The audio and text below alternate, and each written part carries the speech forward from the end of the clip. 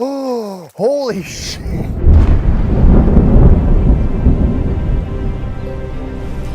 West Papua is home to over 300 different tribes, including one of the most isolated tribes in the world. How often are they being visited? This is not like touristic spot. They live in the jungle and then moving nomad life. 4 flights, a 2-hour drive, and miles of trekking through the rainforest has brought me here. Famous for their homes high in the trees, the Korowai people live and eat different from any place I've seen on Earth. This is the way how we survive in the jungle. Today, I'll be making contact, How do I say hello? following in their footsteps, They just saw something in the woods here. and living the life of the Korowai people.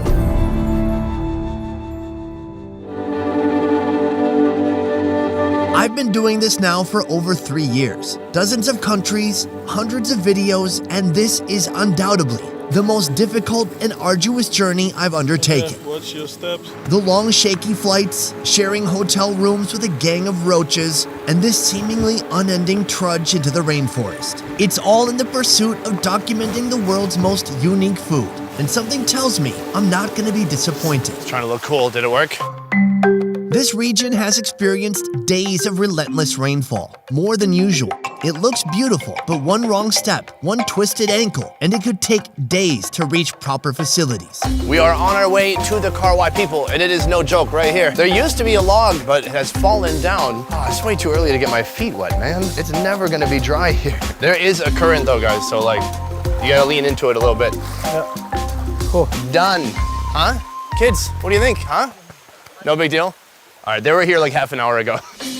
Ideally, you've got feet with some callus built up so you can just feel your way through the water. Instead, I just got these on. So I'm trying to not get water in my shoe. These guys, it's like no issue at all. It's hilarious. The Korowai thought they were alone in the world until 40 years ago when first contact was made. Now, many Korowai have been drawn to a modern lifestyle, trading in tree houses for homes and villages outside the rainforest. But some still live today as they did hundreds of years ago. At this point, my biggest question is like, what do you enjoy eating? What is your favorite food out here? Is it just about staying alive, or is there some food that's like the treasured food? Today, there are only 3,000 Korowai in Papua. What you are about to witness has never before been documented on video. Wow. Kotre, Kotre, Kotre, Kotre. Big brother, the big chief come to pick us up. Ah, how do I say hello? Kotre. Go today. Go today. Go today. How far is the village from here? Almost 20 minutes. Are you hunting? He said before I used to kill the enemy, but now I just come here to pick you up, not for killing you. For self-defense? Yeah. Well, I want to say thank you so much for allowing us into your village. And lastly, I brought some cigarettes in case you smoke. Do you smoke Marlboros?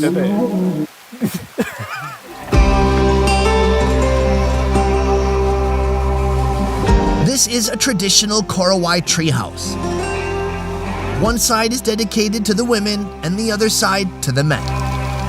Amazingly, at any given time there are 2 fires burning inside the house. Cooking is done exclusively in the home. We're under the treehouse right now. It's still raining, super muddy, but we're still gonna go hunt. How often are you successful? Sometimes they get it and sometimes they lose. So when you don't get anything, what do you eat? They mostly eating sagu. It's a staple food for Korowai people. Besides being their staple food, sago wood is also used to construct the floor, walls, and roofs of each home. Wow, where does it get the metal? From the missionary gave them for tools at home and then they use it for hunting. Is this usually the way you're hunting, with a bow and arrow? Yeah. The Korowai chief will let us join their hunt, but only if we can keep up. The dinner menu is dependent upon what crosses their path during the hunt. Jungle rats, giant insects, or even tree kangaroos are all possibilities. A bow and arrow for the kill, and a dog to sound off when prey is near. Even with the hunting dog, they have to wait for the dog to alert them, and then they can actually hunt it with flippin' arrows. So we've trekked for about 30 minutes now back into the jungle, away from their home, like even deeper from where we started. But we might have to go even deeper into the super lush, thick jungle to actually catch something. Your average city dweller would starve to death after a few days here, but for the Korowai, food is everywhere. This is the top of the palm tree. When I had coconut worms in Vietnam, I found you could eat the same thing like the coconut worms do. Eat the very inside of the tree. It's very fibrous and watery. And it looks like that's what's gonna happen here. Kind of peeling the palm into, that was his portion. This is the really thick, fibrous portion right here. And then here, I don't know, it kind of flowers up into this. Looks like a mop. I'm just gonna try it out. Oh, it's like a mushroom. I mean, the texture. Not a strong flavor, just kind of watery and like a nice mushroomy kind of texture. Wow, that's cool. After a couple miles of rough terrain, it looks like mammals will not be gracing our dinner plates tonight. But that doesn't mean we won't be eating well. Right here, guys, is a sago tree. So they've harvested part of it in the past, and now they're looking for sago grubs. Oh, holy shit. Oh my God! He looks pumped. Oh God, I don't like bugs. What? This is the worm? What? I thought it would be way bigger. In Vietnam, they're eating the coconut worms. It becomes a coconut weevil. They don't eat the adult form in Vietnam, but here they're like, fuck, I mean, why not? They don't eat it alive. Maybe because it's a pain in the ass. I think he's just gonna squeeze the head. Can you? Oh. He just kind of rolled the head until it's just, well, it's asleep now. Oh. Oh my God. Look how many worms there are. They've already harvested like half this tree. After it's been sitting in the rain and kind of rotting, they come back and they look for beetles and worms and whatever else could be in there. But it has that sour, yeasty, fermented sago smell to it. And the worms, they love that. This is a special fern tree growing in the wild rainforest in the Korowai. When they're hunting, they take this also. But will they eat this? Yes. Oh, they will. We will eat this. Can be eaten. Yeah. With all their raw ingredients in hand, we head back to the treehouse to start preparing dinner. Believe it or not, we're actually up in a treehouse right now, and right here they're making this splendid meal. This is today's main dish, using ingredients caught from and found in the surrounding rainforest. It starts with a layer of dry sago tree starch, then a sprinkling of pica, a type of edible clay material. It tastes like clay. Oh yeah, sure. Dry sand. Same. The practice of eating earth or soil-like substances is nearly universal around the world in tribal and traditional rural societies. Clay minerals have beneficial microbial effects, protecting the stomach against toxins, parasites, and pathogens. And then they're putting on the fern, then they put on all the sago worms from the tree, and then all this kind of fern right here. Yes. And then more on top. So this is kind of like a giant cake or something. Giant pizza or something. Okay. You're gonna put all these super hot rocks on here. Now they're gonna bundle all these leaves. It's like its own self-contained oven. And all of this is just stuff they caught and collected from right around here. Yeah. So cool. Oh, they're gonna put it on the fire. Oh, wow. 45, 35 minutes on the fire, and then we're gonna bust that open and eat it. What is that? This is the dry one. You will try. What? The dry what? Oh no, it's a sago worm.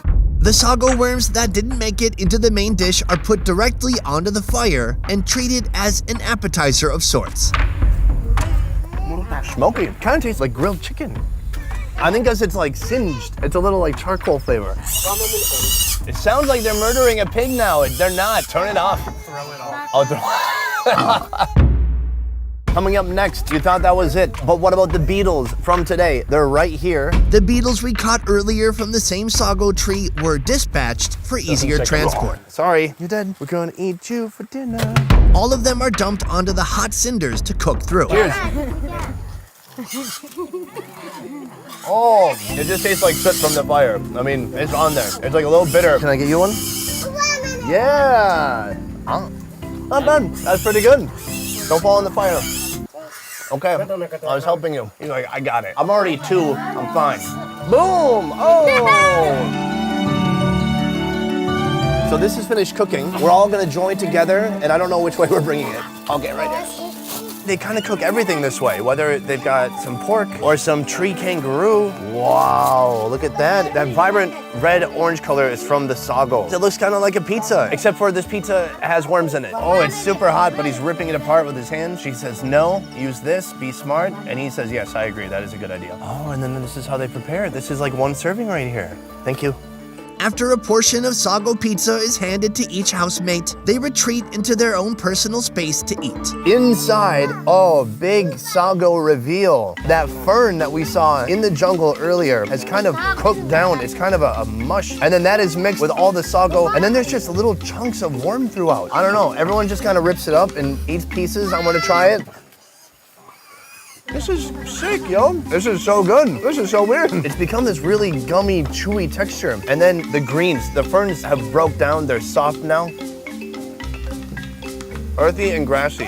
It tastes like the jungle. It's about what you would expect. I mean, look at that. There's a giant sago worm right there in my next bite. Man, you really gotta chew the heck out of it though. That is out there, man. I must say, this is one of the most special moments of my life. Being so far away, a place we had to trek hours to through the rain, to finally being in this treehouse, their home, where they have a fire inside, they're cooking food that we caught today. It's so refreshing. It's so cool to see something this new, this different. It's beautiful. I love it. And it really, I don't know, it tastes like the jungle. Got a little bit of everything in there. Little sago, little worm, little greens, and that's Papua in a pizza.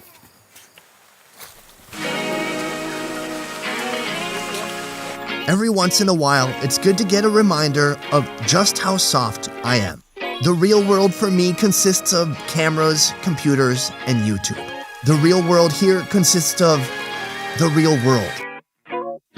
Using ancient knowledge, passed down from generation to generation, not through books or blogs, but through daily practice. Through my eyes, these rainforests are daunting and overwhelming. Where I see an endless list of potential hazards, the Korowai see food.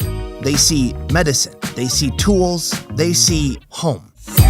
And a decade from now, when the apocalypse has wiped out most of the earth, when humanity is reduced to strangers battling over the last can of beans at a Walmart, the Korowai will be doing just fine.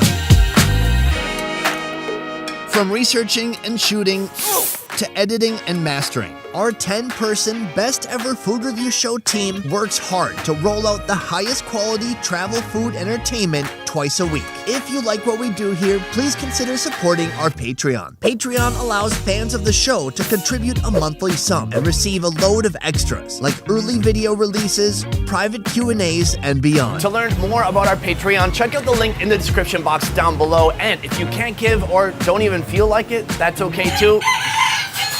We're just happy you're here. Guys, thank you so much for watching. That has been Papua. I will see you next time. Peace. Hey, we got proof. Yeah.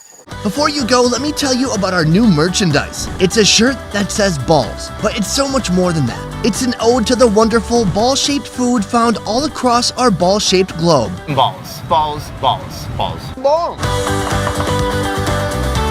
Get your ball shirt or sweatshirt today by clicking the link below.